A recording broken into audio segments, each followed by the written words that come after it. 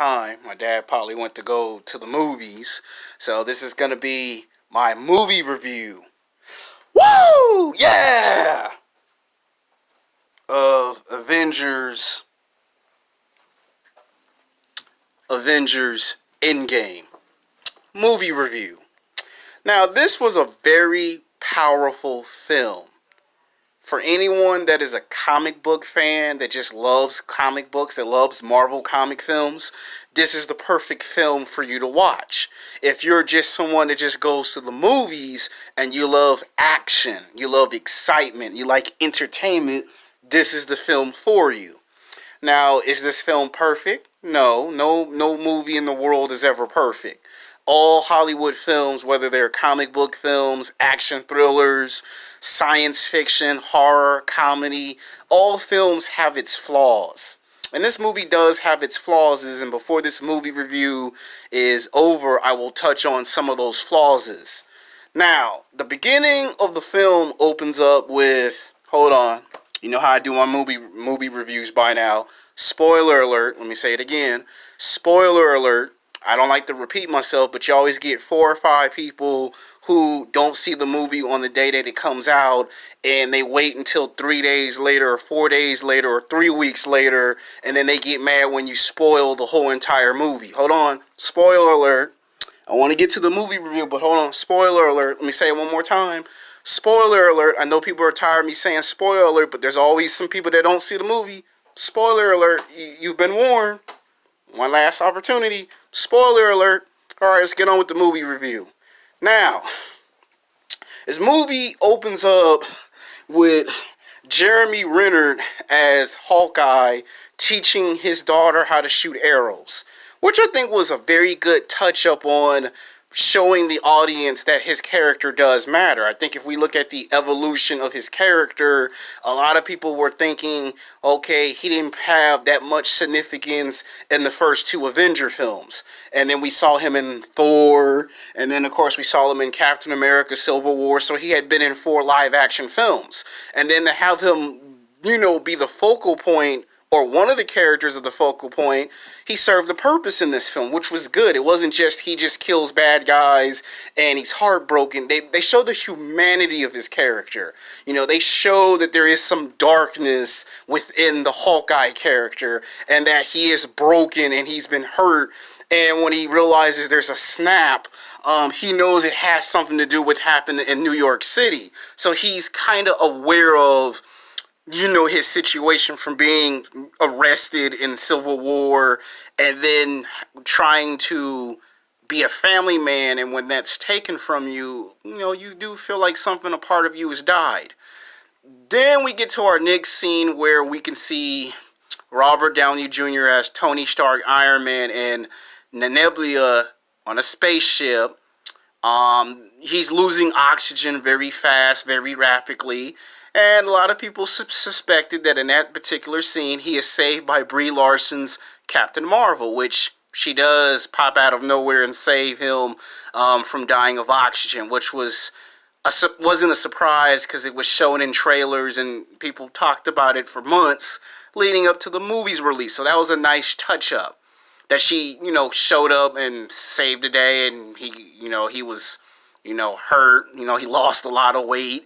He, body was falling apart, and you could tell he just wasn't Iron Man.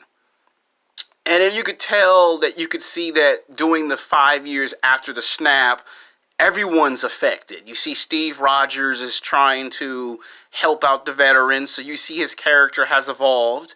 You see Black Widow is trying to become the leader of the Avengers, so that was a nice touch-up from the comics. At some point, Romanoff does try to take on the responsibilities herself, so Scarlett Johansson showed that her character can handle big situations, which I was impressed with what they did with her character.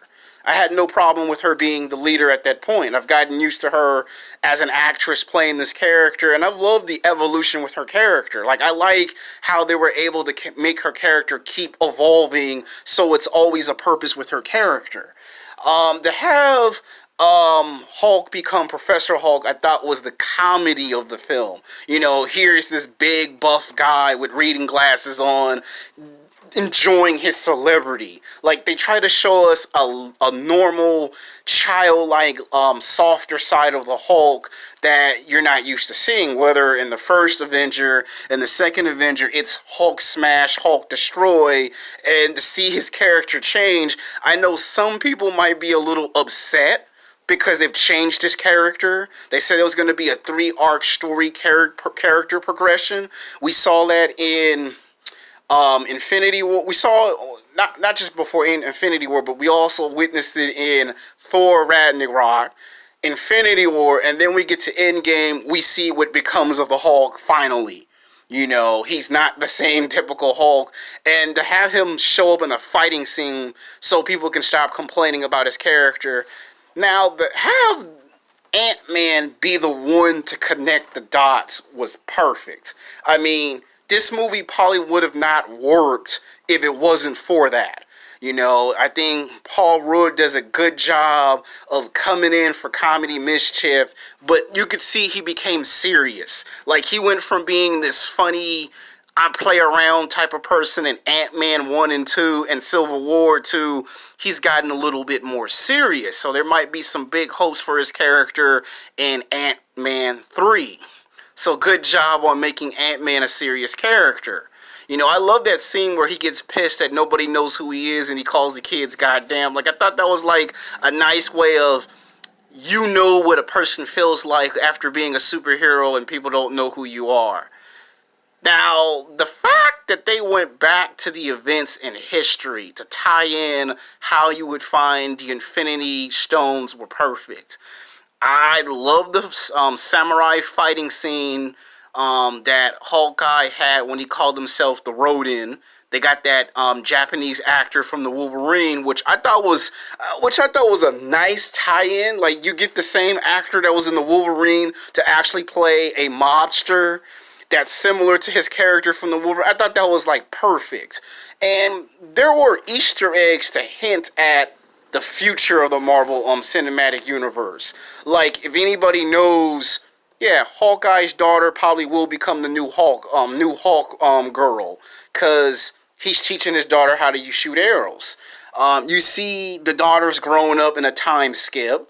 So we know Ant-Man one day will have his daughter take on his identity. So, I don't know, maybe that's like a nice precursor that you are going to see more female characters in the future of Marvel. I'm just saying. Now, the fact that we saw Thanos from the first 2 Avenger films in an existing timeline was beautiful, because he got a chance to see 9 years into the future to realize not only did he carry out his planned objective, this is like one of the main villains that has a prime motivation to just do chaos and destruction. And he realizes that snapping 50% out of the population should have been enough. And when he realizes it's not enough, I got to get rid of all of you, he decides to put that same plan into effect even faster and anticipate it when he learns of what happens to him. You know, you see Thor kill him maybe an hour into in the movie. You see Thor kill him, and you see that causes Thor to go into a downward spiral where later he becomes Fat Thor, which was hilarious. You know, you see him become a shell of himself, and then him to go back to Thor 2, which was kind of sweet. He got to see his mother again with Rocket Raccoon, which I thought was a perfect team up for them two. You know, so you could see why they're going to be in Guardians of Galaxy 3 together. So that was a perfect tie-in for those two. You know, the comedian time, you see Loki sitting there. And the fact that they went back to the first Avenger where Loki escaped, which makes us all wonder, now that he escaped, what becomes of Loki at the end of this movie. You know, does Loki, you know, does he actually know what happened at the end of this movie? Is he gonna really participate? I mean, because you gotta think about it, he did escape. So you could see that Captain America changed the events in the movie of Winter Soldier as he disguised himself as the Hydra version of Captain America, which I thought was perfect. He was able to get that away from them. And then to see Tony Stark meet his father in that timeline, and then to see Steve Rogers reflect on maybe I should get with Peggy Carter. So it's a nice tie-in in a way. To tie in all the events. Hawkeye having to be the one to live. Black Widow sacrificed herself. And then for them to have two Nebulas, which was, I thought was the big crucial part of the movie. Every character got to play a role in this movie. And I liked it, the fact that we got to see the face-off between Thor and Brie Larson as Captain America. A lot of people made a big deal out of her being in this film. She really wasn't really throughout this whole entire film. And you could see why. You could see that they came up with some way that, okay, she's in the movie, but she's not going to be the main focal point of the movie. She did come back towards the end of them fighting once he decides, I'm going to take the fight to you. And you could see how she was not going to be the hero of the movie, which a lot of people thought she was going to be the one to whoop Thanos' butt, which was false. So you guys can calm down. She wasn't going to be the hero of the movie like you all thought she was. It was Iron Man. A lot of people had already made videos in the past indicating that the way this movie ends is with the death of Iron Man, which makes a whole lot of sense that, okay, he's what kicked off our Marvel Cinematic Universe, and if this phase is the end, it's got to end with Robert Downey Jr. as Iron Man. Perfect ending that you could have for a storybook. The fact that we got to see young Captain America, old Captain America was perfect. You know, so that was a nice way of saying goodbye to the character for Christopher Evans. To have Anthony Mackie take up the mantle of Captain America is just like, I can't wait to see what they do with his character. It's like all the characters have had their progression. You know, Doctor Strange, you know, kind of came in. And then to see his teacher have to be the one to show Professor Hulk that the science is wrong came at a crucial moment. So it's like we see Star-Lord from the first film of Guardians of Galaxy. And I thought it was funny for him to get kicked in the growing by Gamora when he thought it was the same Gamora when it's her from the first film. And that begs the question, when you make Guardians 3, how does he cope with the fact that the Gamora that he fell in love with is no more, and the Gamora that he meets is from the first film? That's like a nice way of falling in love with a girl, and you wake up one morning and what you thought in your dream was real, it's just a dream. So I can relate to that. I think any man can relate to how Star-Lord feels. Like, damn, I thought this was going to be my woman. Oh, no, it's not my woman. I got to now earn her respect all over again. To see Dave Bautista get a shot in, Black Panther come back, Spider-Man's back. I mean, to snap them back into existence. And the way Thanos lost when Iron Man had the Infinity Gauntlet, it's priceless. You know, to see him have to fight all of these people. Even when Thor had Stormbreaker and his sledgehammer back, the most powerfulest moment in the movie, and I think we all can agree on this, there's like at least 5 good moments in this movie that were powerful. Iron Man's having to put on the Infinity Gauntlet was the number 1 moment. Number 2 is when we got to have a nice tie-in from the comics of Captain America being worthy to lift the hammer of Thor, and to have him whoop Thanos' butt for a moment, and to have Thanos be shocked that someone could hit him with full force. Then to see Doctor Strange come back and give Iron Man that look, it can only win with one possibility. And then I would say the third most powerful moment would have to be seeing Hawkeye have to witness the death of Black Widow. Number 4 would probably have to be Iron Man coming face to face with his father when he's younger. And then I would say number 5 would have to be the moment when Steve realized he could have another chance with Peggy Carter. And number 6 would be a bonus. It'd be Thor getting his sledgehammer back, because there were complaints that they didn't want to see Starbreaker. They wanted to see him have his helmet. I mean, not his helmet, his hammer. Now, this movie does have a lot of Easter eggs. You know, you do know they're going to make a Thor 4, but it's going to be with a female Thor. And I think Tina Thompson confirms that her character, that she may be indeed a female Thor. So it would make sense if they made a movie called Thor 4, that's who you would have as your female Thor. And that has been confirmed that Chris Hemsworth comes back as Thor. It sets up Guardians Galaxy 3 perfectly.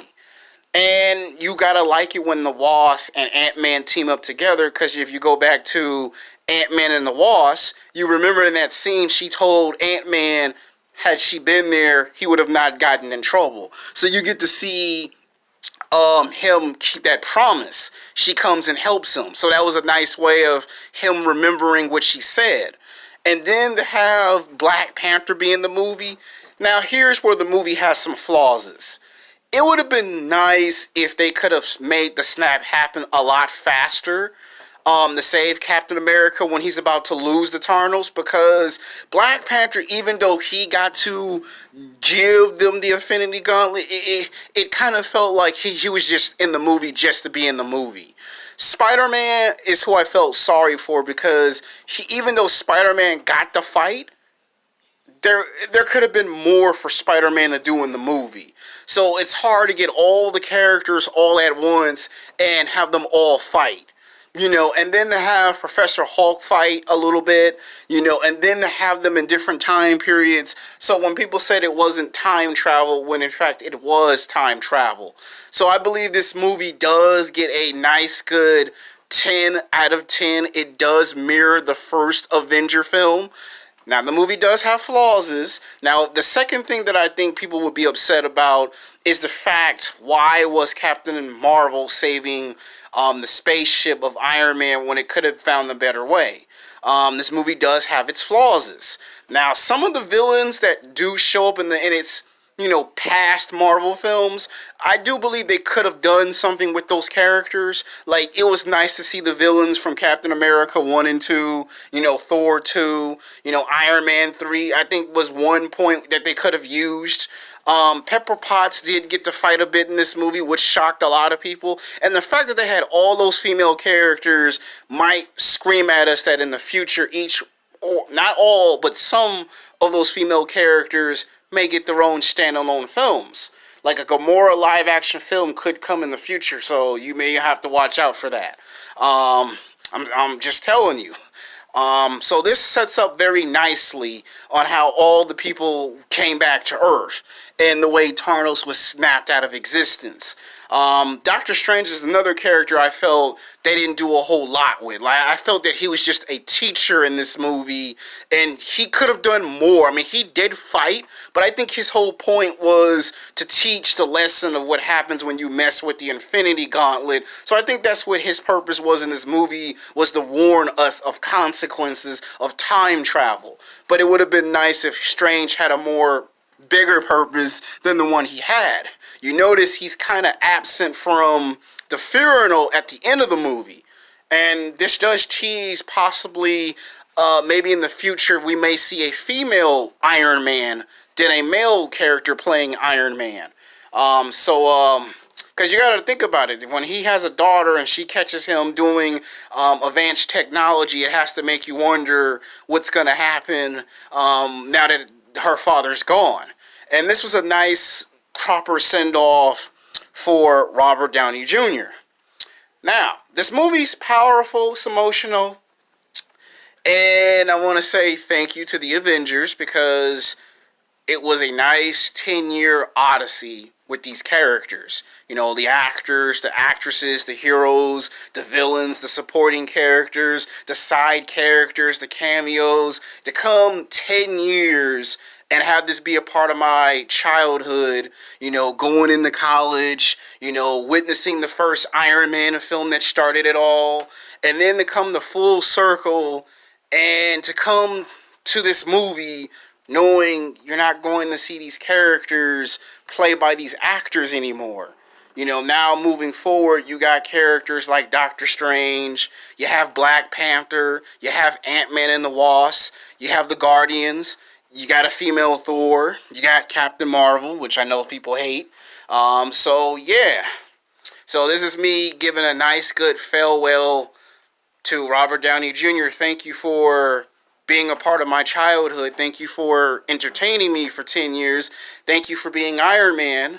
Thank you for helping me love the character of Iron Man more than I ever did. You know, as a kid, I always was in the Wolverine and Captain America, but he made me like Iron Man more than I ever liked before. It's just unfortunate that they killed his character off because I would have loved to see his character just settle down, retire, and let someone else be Iron Man. But this was a good proper send off, and this is my movie review, and I give it a 10 out of 10. Now, some people may agree, some people may disagree. Some people may think this movie is a step down. Some people think this movie is a step up. Like I said, this movie has its flaws, and I'm pointing out some of its flaws in this film.